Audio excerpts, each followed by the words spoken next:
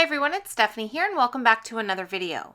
Today we are going to be playing with our newest card kit called Flowers in Bloom. This card kit comes with this beautiful stamp set. It has a trio of flowers that is one stamp, so they all stamp together. And then it also has 5 different sentiments included in the stamp set.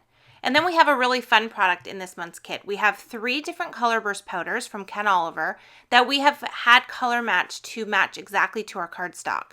So we have Coral Crush, Jelly Bean Green, and Tropical Teal. So these are going to match the cardstock colors that also come in the kit, so you can kind of mix and match those color burst powders with your cardstock. The kit also comes with watercolor paper that you can use to watercolor with the color burst powders. So if you haven't done that yet, that's what we're going to do in today's video, just to kind of show you how they work for watercolor.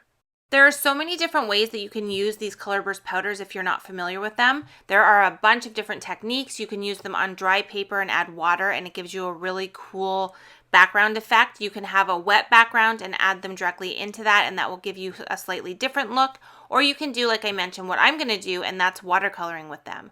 This gives you a little bit more control over where you're adding that color, and they turn out really pretty when you add them to watercolor paper.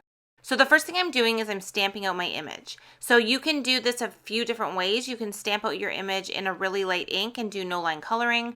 For my image, I decided that I wanted to stamp it out and heat emboss it with white embossing powder. And the reason I like to do this when I'm doing any type of watercoloring is that if you are impatient, like I can be sometimes, you can use the embossed lines kind of as a barrier in between each of the petals, and it just kind of lets you paint it a little bit faster. So you don't have to wait as long for everything to dry, because that embossed line is going to help kind of contain the color within each individual petal. So to watercolor with these, what I like to do is just add them to a little watercolor pan like I'm doing here. And the trick with these is when you open these powders, you don't want to like squish the bottle and press on it to kind of release the powders. If you do that, these are going to go everywhere. And believe me, they can make a very big mess.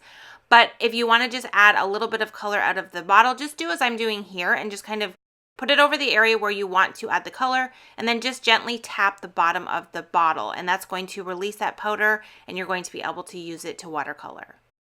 Okay, so our flower image is fully heat embossed on this panel. It's very hard to see right now on camera, but it definitely is there, and you will start to see it more as I start to add the color.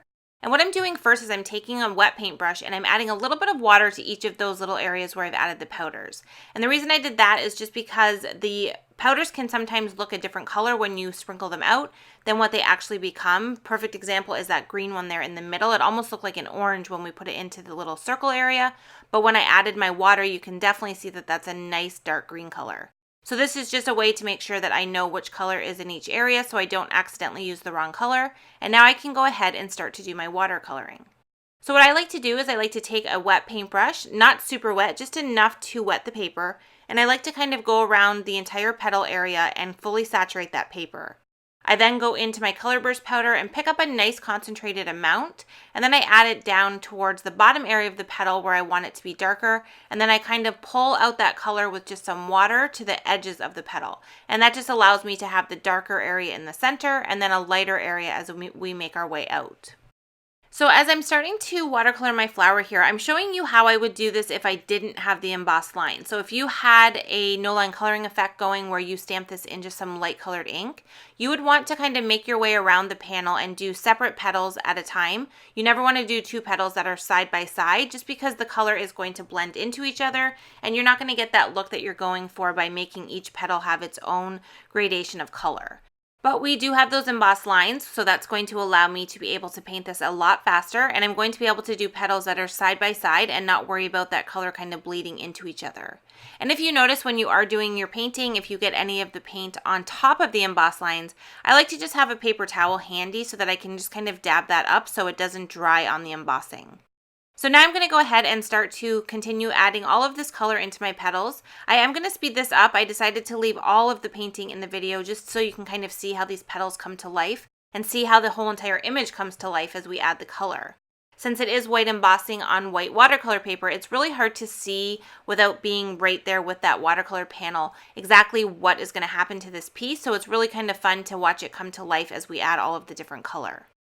So I'm just making my way through each of the petals, and like I mentioned, I was able to just do side by side. So here you can see that I'm going into a petal directly beside one I've already painted, which is still wet. But because I have those embossed lines, it kind of traps everything inside of that one petal, and it just allows me to be able to continuously paint and get this done a lot quicker. I really love the tone-on-tone look of the white embossing powder with the white watercolor paper, but if you want to go for a more dramatic look, you could also emboss this in a color. So you could use black, you could use silver, gold, anything like that would be really pretty as well. So it just kind of depends on the look you're going for. Now for the flower centers, I decided I didn't want to introduce a different color in here. I was worried that the colors would kind of mix together and get a little bit muddy and not really come out the color I wanted. So I decided just to leave everything completely coral, and I just really concentrated a lot of that color in the center to make it nice and dark. And I kind of love how you have that really dark coral color and then the little bit of the white in the centers that is heat embossed kind of peeking through that color.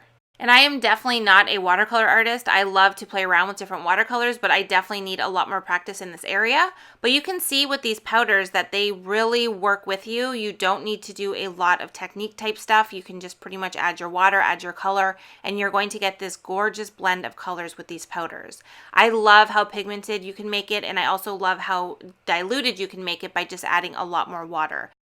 Okay, so I finished all of the flower petals, so they are drying now, and I'm going to go ahead and work on the stems. Now these were a little bit more tricky. They are very skinny, so I had a little bit of an issue staying in the lines going down the petals. I tried to keep my paintbrush as pointy as I could as I was adding that color, but some of it did go on the outside.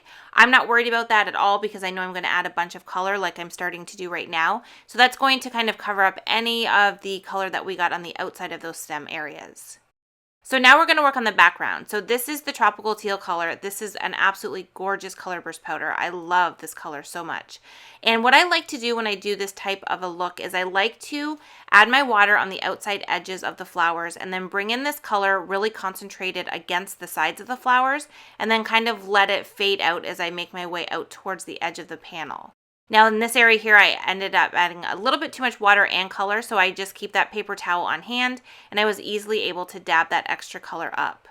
Now you can see I have a really concentrated color around those flower petals, and that's exactly what I wanted to do. I love how it kind of has that splotchy look, and you really see that darkness around the flowers, but then you have that faded color on the outside edge. I just think it looks so dramatic, and having the dark colors against the flowers really helps that coral color to stand out when the card is finished.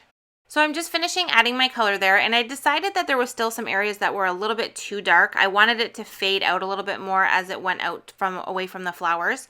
So since it was still pretty wet, I was able to take a paper towel and just press down really firmly on that background, and it lifted off some of that color. And I love the final result once I did this. I love the darkness near the flowers. I love how it's kind of splotchy everywhere, and we don't have a perfectly blended look. I love watercolor for this reason because I just think it's so unique. You can't ever create the look twice that looks exactly the same. So I just think it's a really fun thing to play around with to see what different colors and blends that you can achieve. Okay, so now that we've finished our panel, we're just going to set that aside to completely dry, and we can go ahead and work on our sentiment. So I'm using the thanks word from the stamp set, and I've heat embossed it onto black cardstock with white embossing powder, and I'm going to use the Free with 60 that's releasing with this card kit. This is the folded fishtail banner, and I'm going to die cut this word here. I like to stamp and heat emboss my sentiment onto a large piece of cardstock first and then do my die cutting, rather than die cutting the banner and then stamping on top of it. I just find it's a lot easier to get everything lined up and make sure I have it nicely centered and straight on that banner. So the banner has score lines already included in it, so I'm just folding on the score lines and using my bone folder to really press down on those folds. And then once I have that done, we need to cut down our panel. This little banner piece in the center area measures just about 4 inches wide, and my panel that we started with is 4¼ inches. So I did take it to my paper trimmer and I trimmed it down on all 4 sides, and I'm going to adhere this banner directly over the bottom. Now I don't want to add any adhesive underneath of this, so I'm going to put just regular adhesive and glue it directly down onto the card front. And then I'm going to take the 2 folded banner ends and I'm going to use adhesive to also glue those on, and I'm going to fold them in behind the panel so that the banner kind of looks like it's coming out from both sides of that panel piece.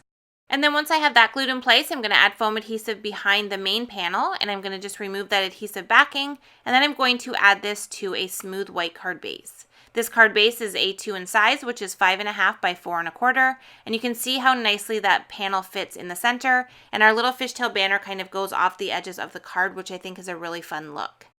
And then once that is done, our card is complete, and we have this gorgeous watercolor floral design that we easily created using 3 different colors of colorburst powders and a little bit of water. I hope today's video gave you some ideas on ways that you can use the new colorburst powders and the new Flowers in Bloom card kit.